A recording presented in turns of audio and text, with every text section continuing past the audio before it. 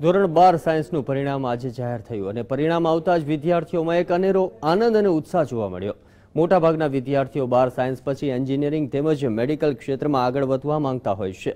ત્યારે અમદાવાદની ઝારા 12 સાયન્સમાં ખૂબ જ સારું પરિણામ મેળવ્યા પછી ઝૂલોજી ડિપાર્ટમેન્ટમાં કરિયર બનાવવા ઈચ્છી રહી છે। ત્યારે આ ક્ષેત્ર વિશે ભાગ્યે જ કોઈ ક્યારેક વિચારતું હોય છે।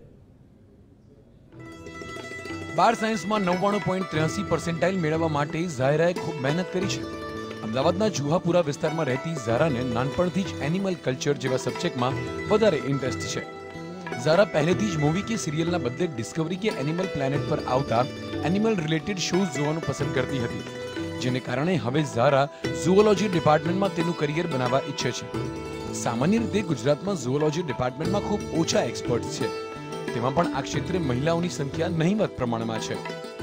મેજોરિટી લોકો આઈધર મેકેનિકલ એન્જિનિયરિંગ અથવા મેડિકલમાં જાય છે, પણ મેં ઝૂઓલોજી ફિલ્ડ પસંદ કરી કારણ કે પહેલાં તો મને આ ફિલ્ડમાં બહુ જ ઇન્ટરેસ્ટ છે। પહેલાંથી ડિસ્કવરી, એનિમલ પ્લેનેટ એવી બધી ચેનલ્સ જોઈ છે અને પેરેન્ટ્સનો પણ સપોર્ટ રહ્યો છે અને બહુ ઓછા લોકો છે જે એકચ્યુઅલી ઝૂઓલોજી વિશે કંઈ જાણે છે અને એના એક્સપર્ટ્સ પણ બહુ ઓછા છે। મારે આગળ જઈને ઝૂઓલોજી ફિલ્ડમાં કંઈ રિસર્ચ વર્ક કરવું છે કે એ બધાને ખબર પડે કે હા ઝૂઓલોજી પણ એક સારી ફિલ્ડ છે।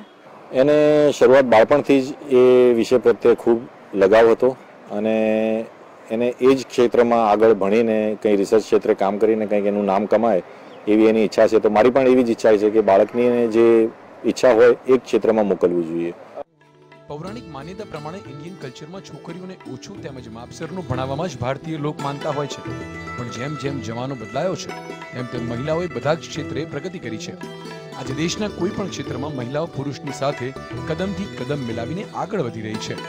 ત્યારે અમદાવાદની ગુજ્જુ ગર્લ ઝારા પણ ઝૂઓલોજી ડિપાર્ટમેન્ટમાં આગળ વધીને રાજ્ય તેમજ દેશનું નામ રોશન કરે તેવી આશા તેના માતા પિતા રાખી રહ્યા છે।